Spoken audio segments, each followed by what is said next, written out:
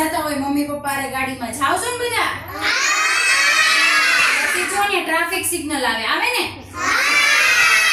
લાલ લીલી અને આ પીળી 3 કલરની લાઈટ થતી હોય એમ લાઈનમાં હોય ને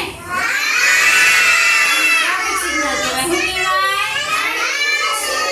ટ્રાફિક સિગ્નલ જો લાલ કલરની લાઈટ થાય ને તો આપણે વાહન હોય એને ઊભું રાખી દેવાનું શું કરવાનું ઊભું રાખી દેવાનું શું કરવાનું લીલી લાઈટ થાય તો વાહનને જવા દેવાનું અને પીળી લાઈટ થાય તો આપણે વાહન લાઈટ થાય એટલે વાહન જે તૈયાર કરી નાખવાનું કે આપણે ગાડી લઈને